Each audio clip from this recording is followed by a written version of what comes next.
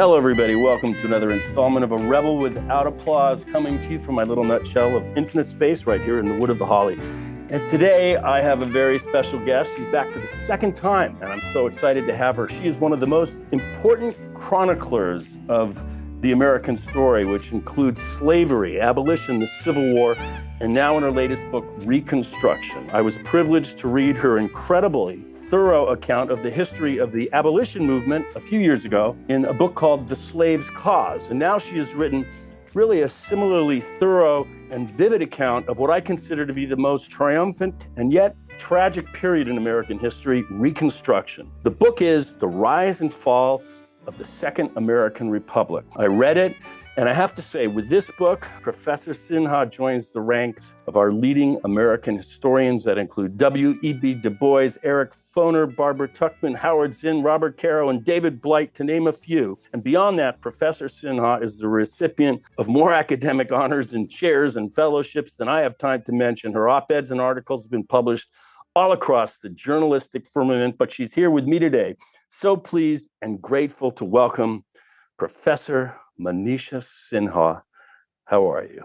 Thank you so much, Bill, for that generous introduction and for having me on your show again. I'm delighted to be here. Okay, well, it was well earned. I really enjoyed the book. It's incredibly thorough. And it is, like I said earlier, it's a tremendous companion piece to The Slave's Cause, which really covers abolition into Reconstruction. And I just want to talk about the title because it's the rise and the fall of the Second American Republic, which to me has international echoes, of course, with France. And I just want you first to just expand upon that lens that you're putting your story through. Yes, so when we look at American history, most people think of the American Republic as, being founded in the 18th century and just continuing right down to our times. It's kind of a linear story, and it's sometimes told as a kind of a triumphant story that, yes, there were problems, but they were gotten rid of, and, democracy and freedom expanded for everyone. And I think by telling that simple story, we have missed out a lot in US history because the path towards greater freedom has never been linear or untroubled. There has been reaction at moments. Rights won have been lost, as we are now experiencing today again. We thought that could never happen, that, things can go backwards. And it has happened before in American history. So my way of trying to understand the sort of contest between sort of progressive forces and more reactionary forces that have fought back against any sort of change was to understand American republicanism as not just one seamless story, but as having its ups and downs. At moments when the Constitution is remade, and we literally have a reimagining of the American Republic. And that's why I call the period of the Civil War and Reconstruction as the Second American Republic, because after the Bill of Rights, that's when we get constitutional amendments at a rapid flux and really changing some of our ideas about citizenship and governance and government. So I use that analogy sort of roughly from that of French republicanism, whose history is as old as that of the United States. Now in France, of course, republics came and fell and new constitutions were written. I think they have like 4 or 5 constitutions also, besides 5 republics, etc. So it's not an exact match, but I think it's a useful metaphor in terms of thinking about some of both the triumphs, as you put it, and also the tragic defeats of American republicanism. So the first American Republic is very different, and it actually fell apart during the Civil War.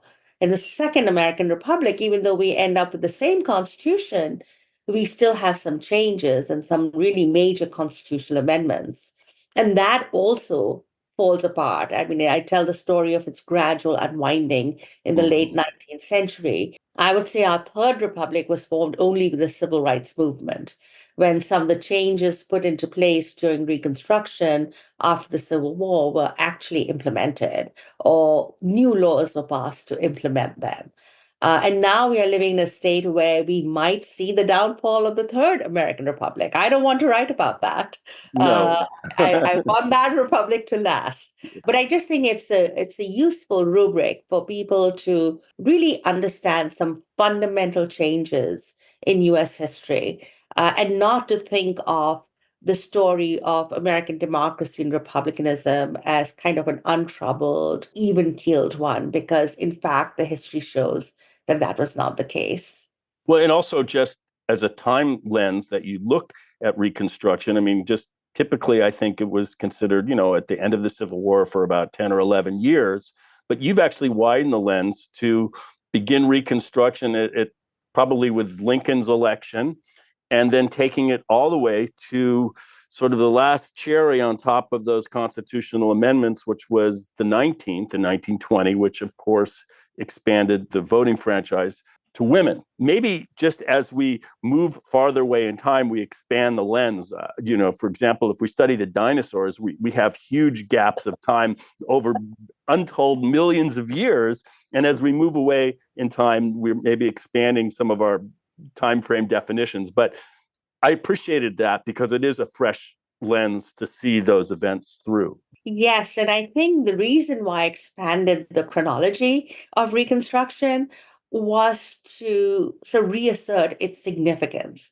If we look at Reconstruction, the way it's normally taught in US history textbooks, as oh, it started in 1865 at the end of the Civil War, and by 1877, the last Reconstruction governments in the South have fallen, and that's the end of the experiment. So it was like this brief moment and this brief experiment that failed. Actually, it was more overthrown than failed, I argue in my book. And the significance of that moment is lost. And that's one of the reasons I expanded the time period. If you look at it as different republics, right, coming and going, then really the first republic falls with the election of Abraham Lincoln in November 1860, because the deep South states, beginning with South Carolina, secede from the Union in rapid order, right? And Right. by February 1861, you have an attempt to form a new nation, a slave nation, the Confederacy. And so I felt it was important to begin at that point, to look at the downfall of the First Republic, Mm-hmm. which begins with the election of Lincoln for the first time, overtly anti slavery president in US history. And we often forget of Lincoln as a Reconstruction president, but he did have these experiments in wartime Reconstruction, and some of the biggest achievements of Reconstruction took place under his presidency, right? The 13th Amendment abolishing slavery despite the criminal exception, which, of course, the Southern states then weaponized by criminalizing Black freedom, and the Freedmen's Bureau, the establishment of the Freedmen's Bureau, the first time you have a big federal government agency being established to oversee the transition from slavery to freedom. So I really wanted to look at Lincoln as a Reconstruction president too, which he's normally not looked at because he's assassinated in Right. 1865. And I end in 1920 precisely because I think I also wanted to end the book in a high note, you know, because the story of the unwinding of Reconstruction is so dismal. It's not just the so-called compromise of 1877. Now, historians dispute whether there was any such political compromise, but it's not just the election of Rutherford B. Hayes and the fall of the Southern Reconstruction governments in 1877. You can see the unwinding of Reconstruction right up to 1900, right? Establishment of Jim Crow, the Supreme Court emasculating Reconstruction laws and amendments. You can see how the Republican Party and the federal government and the nation itself moves from reconstructing the South to dreams of empire abroad, all based on the notion of the racial inferiority or incapability of some people to be good citizens or to have equal share in governing. And I wanted to tell that entire story. I mean, you get Plessy versus Ferguson only in 1896. The Southern states formally and legally disfranchised Black people only in the 1890s. Hmm. So if we end in 1877, we've just missed a very important story which is not just the brief triumph of Reconstruction, but also the long unwinding of Reconstruction and how that influences, different spheres in the nation, whether it's labor strife, whether it's attitude towards immigrants, whether it's the launch of a formal overseas American empire. All these are connected with the downfall of Reconstruction, I argue. And then, as I said, I wanted to end on a high note, so I ended with 1920. I ended with the 19th Amendment that gave women the right to vote, even though, of course, it's passed in the shadow of the fall of Reconstruction. So, Black women in the South, for instance, like Black men, remain disfranchised until the Voting Rights Act of 1965. But what struck me reading the 19th Amendment is that it was phrased exactly like the 15th Amendment, which gave Black men the Right. right to vote. The 15th Amendment of 1870, and then 1920, 50 years later, you have an amendment giving women the right to vote, and the phrasing is exactly the same. So it's Reconstruction's progressive constitutionalism that kind of lives on, even in the most dismal circumstances. But I also wanted to tell the important story of the suffrage movement that really comes into its own during Reconstruction. There's a lot of divisions, there's a lot of expedient tactics, there's a lot of giving in to racial segregation in the South and racism among Southern white women. But it was still important to tell that as a part of the story of Reconstruction, both in its triumph and its unwinding. So that's why I ended it in 1920. Well, also, I know it's prominent in your book also, but the Indian Wars in the decades after all, Custer is defeated in 1876. So these things are all part of the same river in certain ways. The ultimate subjugation of the plains. I wanted to just, since we're talking about these amendments, and maybe the crown jewel of all of them, not to diminish any of them, is the 14th, which all of a sudden that lens of history got focused on it very recently. And I know that you wrote about that in an amicus brief or in support of that. Section 3, which had pretty much been forgotten in the intervening generations, but it wasn't put there just for the Civil War, because otherwise they could have just maybe passed the law. It was put there as a guardrail for democracy. As Mark Graber says, if you choose bullets and not ballots, you can't play in this game called democracy. It's just not, if you want to bring a knife onto the soccer field, you can't play. I'm sorry, those are the rules. And I feel like the past just came right into the present. And I felt like that's a good way to get into, of course, what you wrote about, because there it is staring right in our face at this very moment. Yeah, I wanted to include all these stories in the book. So you referred to the Indian Wars earlier on, and there were many historians of the West and Native Americanists who would say that if you look at it from the perspective of the West and Native Americans, there's a greater reconstruction that begins with the Mexican War of 1846, which is before the Civil War, when Indians start getting dispossessed in a massive way in the West. And it continues up to 1877 with some of the last wars, like the war against the Nez Perce. And the person who's popularized it is a Western historian by the name of Elliot West. I felt that there is a way to incorporate the history of the Native Americans, the West, but I was going to do it a bit differently because they see the reconstruction of the West and South as similar processes. The expansion of the native nation state, the suppression of the Confederacy, and then the indigenous sovereignties in the West. And I don't agree with that. I think they were completely different processes, different political projects, literally, and that the dispossession of Native Americans had more to do with the unwinding of Reconstruction. So, like the Wounded Knee Massacre doesn't take place until 1890. And in fact, it is after 1890 when there's a complete loss of sovereignty that dispossession, land dispossession, what Michael Whitkin calls the plunder of native lands, it accelerates, it doesn't go down. And so I wanted to tell the story of the conquest of the West, both as a winding of Reconstruction, but also as a beachhead for the rise of American empire in the Pacific. Same generals that are involved They are involved in Cuba, in the Philippines, in the Spanish-Cuban American War. Other historians are saying, oh, well, there's Sherman and there's Sheridan. But those, more important, I think, are people like Nelson Miles and others who really take on the burden of empire. And I saw the Indian Wars as colonial wars, not as similar to the Civil War at all, but really as colonial wars.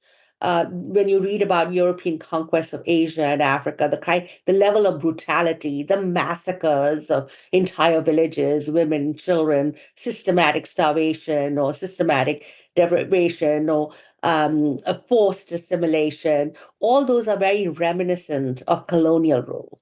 And I wanted to tell that story within that interpretation. So, but your second question about the constitutional amendments and why, 14th Amendment, and this is one of the reasons why I call this the rise of a second American Republic, because you have the 13th, 14th, and 15th Amendments that really do remake the US Constitution. But the 14th Amendment, as you said, is the crown jewel.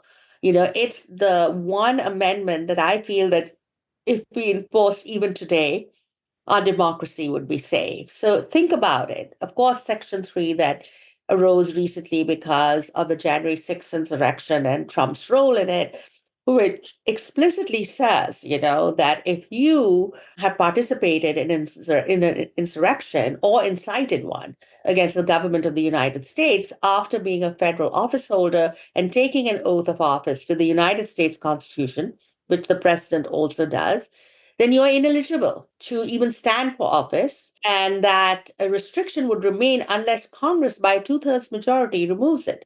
Now, Congress did do that for the ex-Confederates, unfortunately. I think it's one of the stepping stones in the downfall of Reconstruction that in 1872 they passed the General Amnesty Act, which pardons all ex-Confederate office holders, those that had not been pardoned by Johnson already. And that blanket amnesty, lays the door open for really bad characters like Nathan Bedford Forrest, who had been, a slave trader involved in a massacre of Union Army soldiers, basically a war criminal, and also then one of the founding members of the Ku Klux Klan. Those are the kinds of people who would then soon be gracing Congress from the southern states. So it became relevant now. And even now, of course, the Supreme Court, including the liberal judges, I will add, were nervous about actually enforcing that part of the 14th Amendment. But the 14th Amendment has other parts to it, which I think are also very relevant for today. For instance, the creation of national citizenship, regardless of race and previous condition of servitude. That was a really important expansion of American citizenship, particularly to formerly enslaved people, right? They were no longer slaves, but they would now be citizens of the Republic. And of course, other groups would take advantage of it. Now, there are politicians today. I think Trump had an idea in his first term that he wanted to get rid of this section of the 14th Amendment by an executive order until he was informed that you can't get rid of a constitutional amendment with an executive order. You actually have to have another amendment. And it's equal protection clause also that has expanded rights for American citizens in ways that its writers could not visualize. In fact, when I read the Congressional Globe, the debates over the 14th Amendment, the people who wrote the 14th Amendment, particularly somebody like John Bingham, who also gave the term Bill of Rights to the first 8 amendments of the Constitution. Right. He didn't call it Bill of Rights before he did. And he wanted to nationalize those rights. And he also wanted to, he said, and many of the framers or who proposed differing versions of the 14th Amendment said that, we want to use the broadest egalitarian language possible because we don't know in the future what rights might arise and what groups might claim equal protection under this amendment. So right. We've had like gay rights, we've had gay marriage, we had Roe v. Wade until recently. Of course, that's been overturned now. But those rights all stem from the Equal Protection Clause of the 14th Amendment. So it's really important for our modern democracy. Absolutely. And for modern citizenship rights for all groups, right? And then, of course, it has in its another section that says if you deprive or suppress the votes of any male citizens, they introduced the word male in Right. the US Constitution, which some suffragists didn't like, you would suffer a loss of representation in Congress. Right. And that should have been implemented I don't against think the it ever has been in any way. it never has been, and it hasn't been. Even now, we could implement it. There's so many states, particularly in the former Confederacy, that Right. have come up with novel ways to suppress votes, right? Right. Um, and all the victories of the civil rights movement. I mean, the Voting Rights Act has already been also emasculated again by the Supreme Court in Shelby County versus Holder. So, um, if we implement that, then these states wouldn't be up to all the shady business of trying to suppress votes. And then there's the debt ceiling clause too, which we forget. You Right. know, Right. Republicans have held the country hostage over the Right. federal debt. But if we just implement the 14th Amendment, you can't do that according to the Constitution. Right. I So believe that was originally because it didn't want to put Confederate debt on the U.S. government. We exactly. were So relieved it of that said debt. exactly. So it completely gets, disavows all Confederate debt, but it says the federal debt is inviolable, right? Right.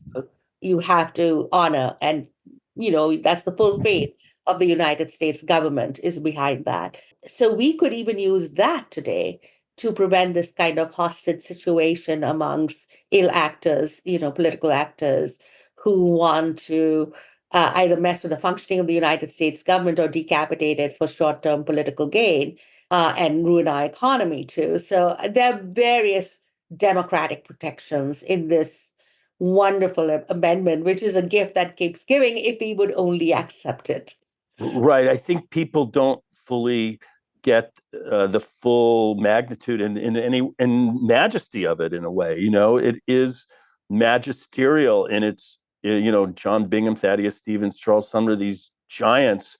We want to talk about founding fathers, at least in the government, those are, let's get another mountain and start, getting their faces on it.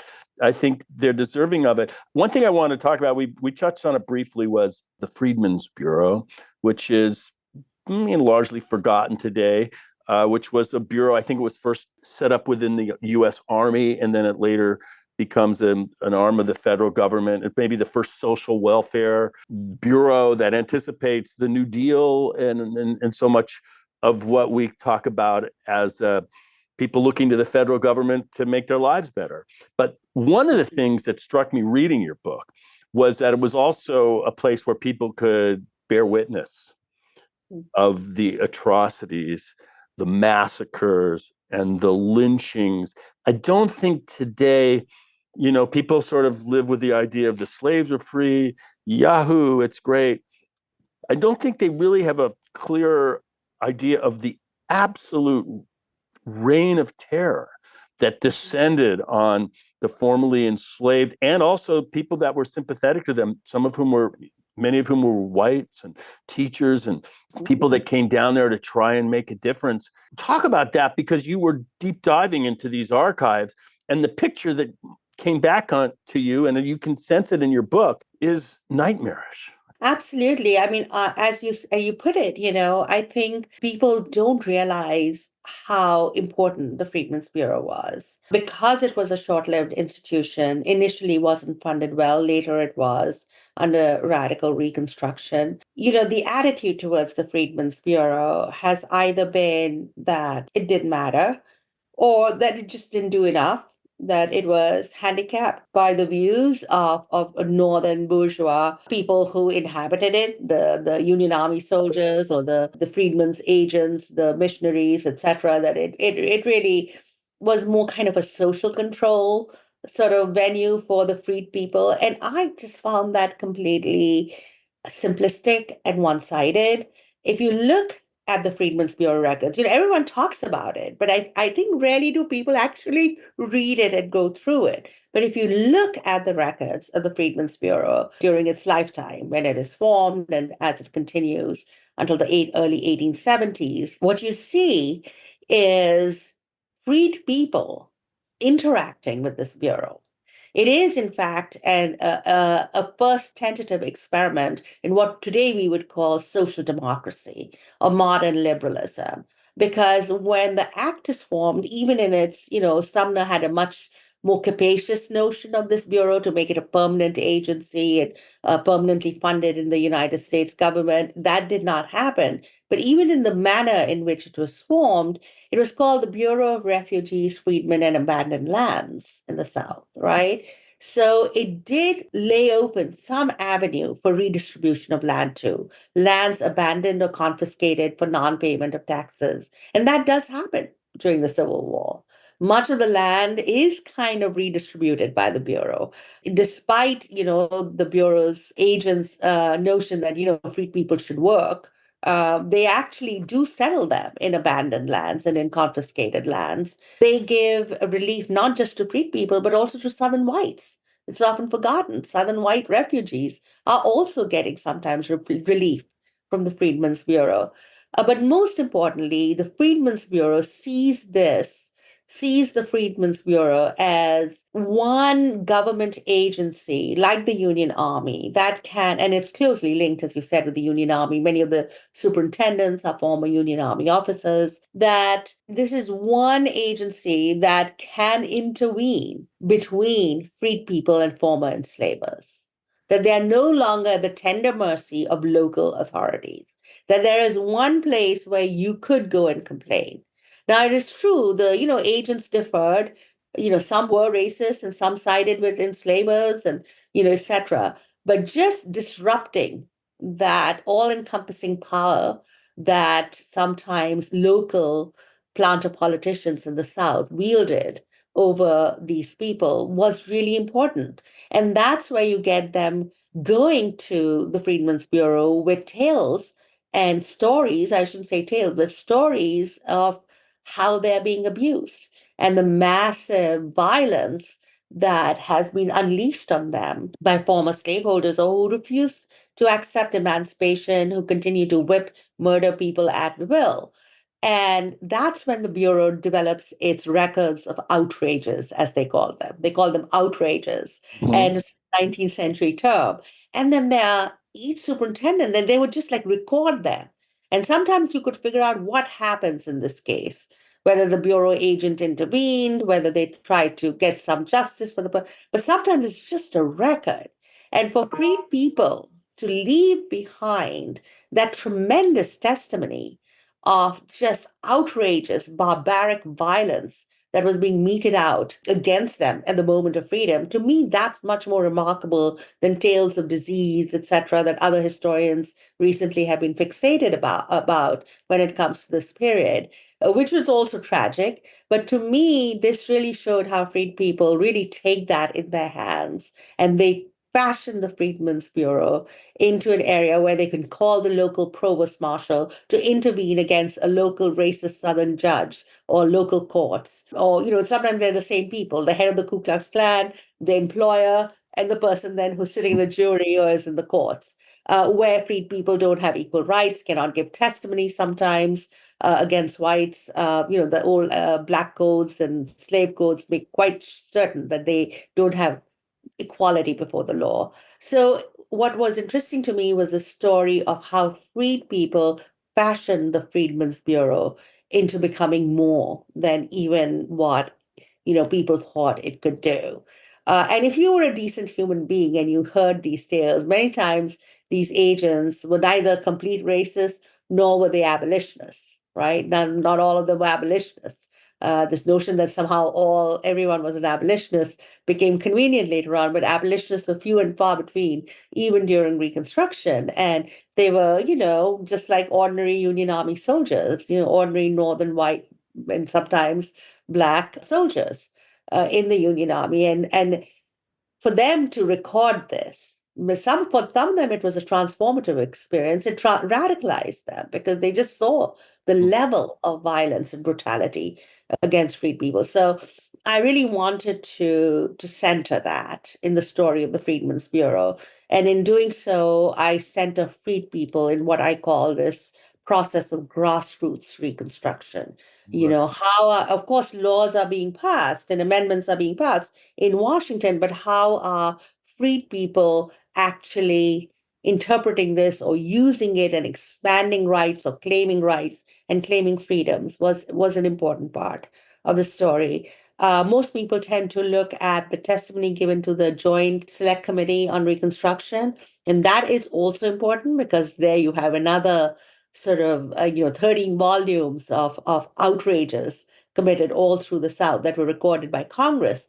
But preceding that, I think, are the Freedmen's Bureau records that really galvanizes the need for Reconstruction in the South. That Southern societies, especially Southern white elites, needed to be reconstructed out of their old ways. And in that sense, freed people play a very important part. All those nameless people that no one could ever hear about, all the countless Emmett Tills that no one ever knew. I'm just curious how that affected you as you were diving into those archives and reading those accounts. As I told you, I feel that I've been teaching the spirit for a very long time.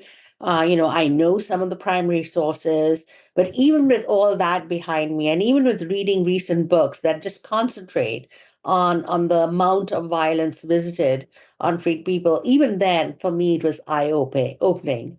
The level of it, the ubiquitousness of it, the barbarity behind it. And as one Black congressman from South Carolina, Robert Elliott, put it, pray who's the barbarian here? Because that kind of violence, it's like when you read records about the Holocaust or some awful crime against humanity. And it's a bit bone chilling to read that. And it requires some stamina to go through that. And that's why it reminded me a lot of histories of colonialism that I had read that involved a lot of brutality or mass barbarism by people who claimed to be Christian and civilized, right? And in the South, they certainly saw themselves as sort of God-fearing Christians, and they had defended slavery as a biblical institution, etc. But you wonder what kind of Christianity, because the level of barbaric violence, Well, what the tortures, etc., was just it's eye-opening. what George Bernard Shaw said was the trouble with Christianity is that nobody's ever tried it. So Exactly. I mean, it's like the 14th Amendment,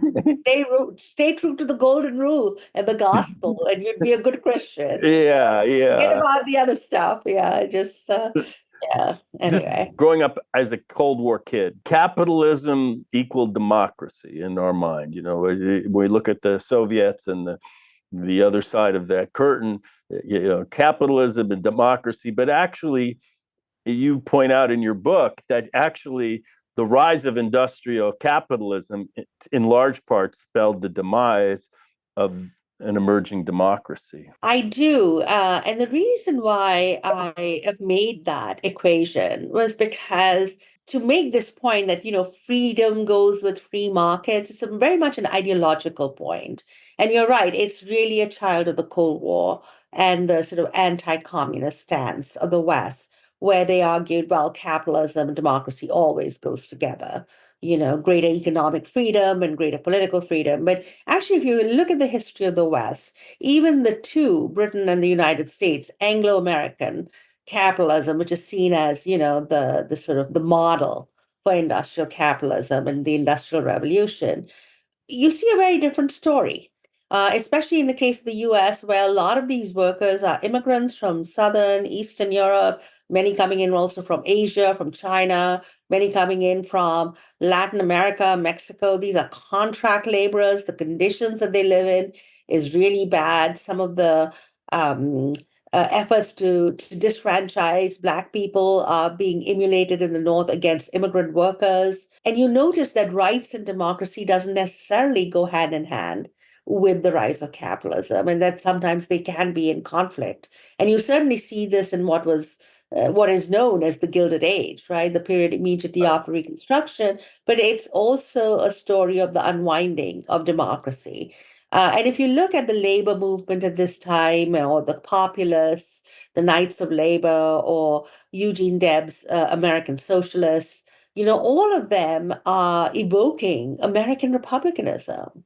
They're evoking Lincoln and Garrison and the abolitionists, and they're not talking about even Marx that much until much later, right? Right. Um, Maybe some of the immigrant workers bring, some familiarity with Marx and European traditions of left radicalism, but a lot of these people see it as an attack on American democracy too, where troops, instead of safeguarding Black rights in the South, are shooting at striking workers. And you can see this happen, all these so spectacular confrontations between labor and capital in the United States. You see the Supreme Court using the 14th Amendment protections for freed people to protect corporations, Right.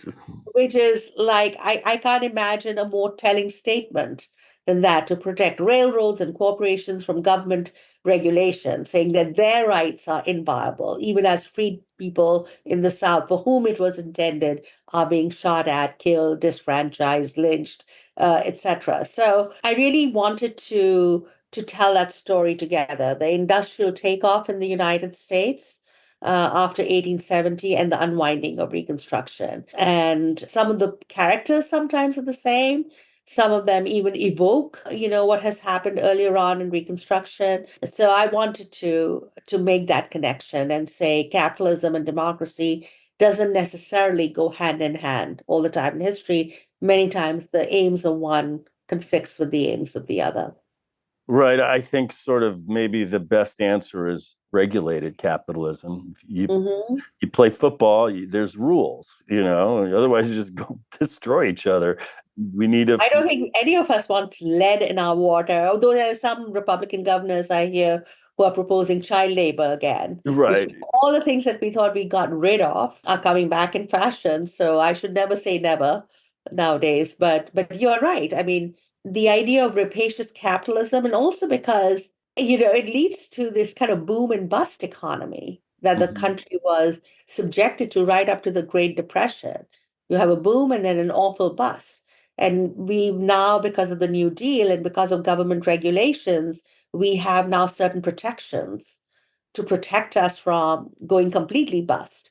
So then in 2008, we had this massive recession, but the national economy didn't just completely tank because we managed to, have some protections. And so I think it's in the interest of everyone, including enlightened capitalists, Right. to do that. And ones who can't look beyond their nose and the taxes that they have to pay, uh, you know, uh, Franklin Roosevelt saves capitalism. How? By regulating it. exactly. You know, I mean, you've really tackled such a deep canvas. It's almost like you've created this unified field theory of history where all these currents now come together in a kind of tangible narrative right up to our current second, really. And also the other forces of reaction, of the struggle against it. And one of the things that's been a challenge for me is to get my head inside the people that I disagree with. Why are they feeling the way they do? Why have these ideas persisted across now centuries in this struggle just to make the world a little fairer? Yeah. It's sort of a mystery to me on some level. But the last sort of thought I have is I know you're from India, you come from an extremely distinguished family of generals and diplomats and professors. And I'm just curious how this American narrative captured Manisha. Yeah, that's a $1 million question. I came to this country when I was 21 years old to Mhm. graduate school to do U.S. history, and I was always fascinated by U.S. history. I was a history major in India. I got my bachelor's from Delhi University, and I got really interested in U.S. history for some reason. And part of it was I was very fascinated by the civil rights movement, the aftermath of the civil rights movement. Saw a lot of connections between the fight for independence amongst colonies, right? I mean, a lot of the rhetoric, the ideologies, the way in which Dr. King evoked Mahatma Gandhi's notion of nonviolent struggle and satyagraha. There were a lot of sort of connections. And of course, Dr. King had visited India in the 1950s. My father vividly remembered that. And got his idea of affirmative action from the Indian Constitution's reservations for what we call the scheduled castes, castes that are have been discriminated against for centuries. So there were a lot of these connections between the Black freedom struggle and literal connections. Du Bois corresponded with Nehru, and people were aware of these struggles all around the world. And certainly the civil rights movement sort of was seen as kind of part of it. And I got interested in this question of race and democracy in the US because, for most other countries, it became kind of a colonial question, except maybe South Africa, some of the other lingering colonies. But for most European countries, it was a colonial question. But in the US, what's so interesting to me is that the question is right here, it's within the republic.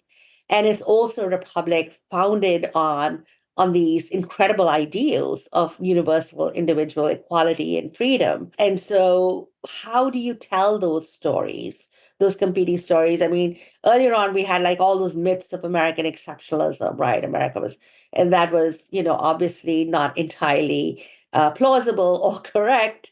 But now we have gone completely 180 degrees where everything's about racism. Everything's racist. Nothing was good. And I think that's just as simplistic to me. And that's why I tell this story in the introduction as a great contest, because the contest is there in every place. It's in the United States, it's been there all through the world. There are no particular people who are somehow unusually politically virtuous, as the British imagined themselves to be, or maybe some, American exceptionalists think of the American Republic as. But on the other hand, it's not as if everything is always bad. I think when India became independent, we realized what we liked about the British system of governance and what we didn't like about British colonialism. And Hmm. each country, I think, has to make that choice. And within the United States, there's a lot to admire too, of the past. I mean, as you said, people like Thaddeus Stevens and Charles Sumner, and they're all heroes of mine, Right. So it's not all one or the other. And so I like that. I like that about the US. And I like being I think being brought up in India and being educated there. I'm now, of course, a naturalized citizen in the United States. I've lived here longer than I lived in my mother country. So the typical immigrant experience, I feel very much at home in the United States. My children were born here, my family is now here. But I think what it does give me is an angle on US history from a perspective that I may not have gotten if I was completely born and raised here.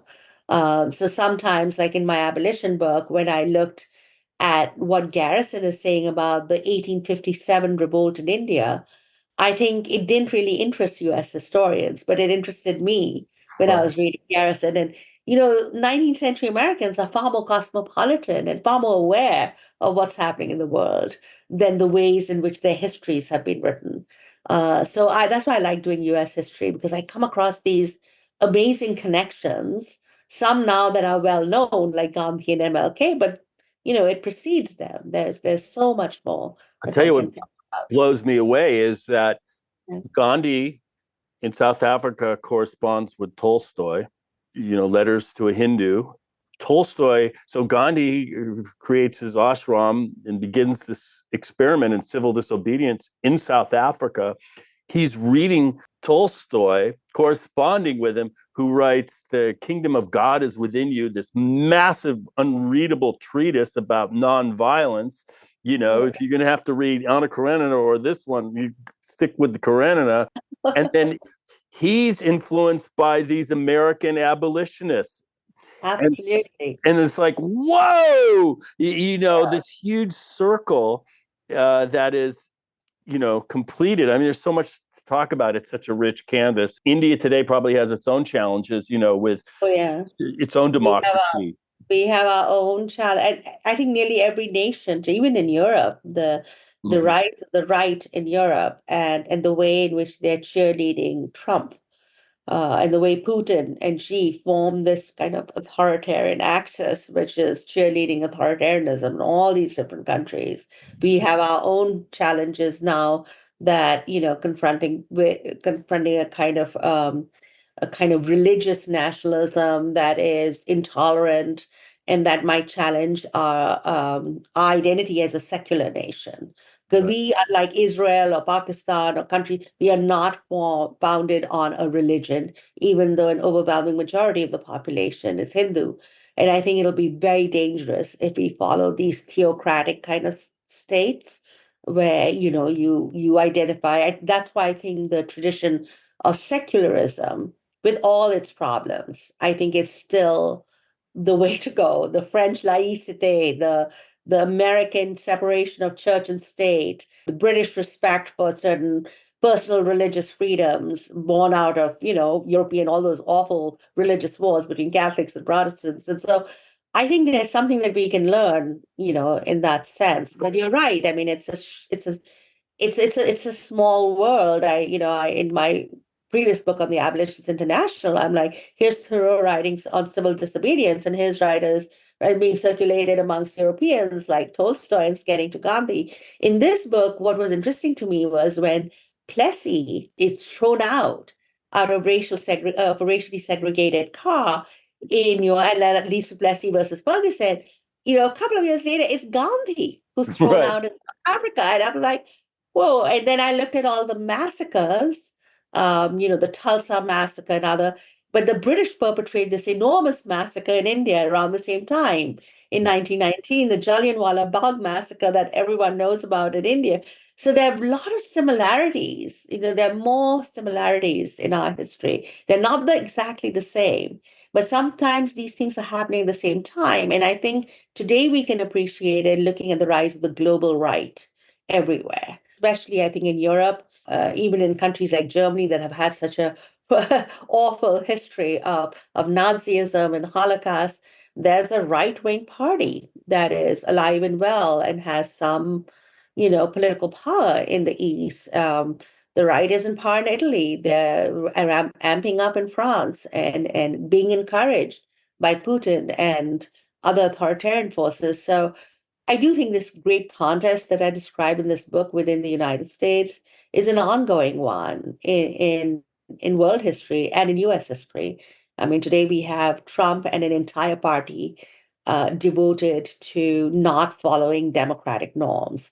That's very dangerous in a republic. If you're not going to accept the results of elections, you don't follow democratic norms, you think everything goes, the king can do no wrong and all that, you have lost the republic. And that's I in a way, when I was finishing this book, that was always at the back of my mind, because we historians write in the times that we write in. I want Americans to read this book and be aware of the danger and what can happen if you lose democracy. What happened in the South.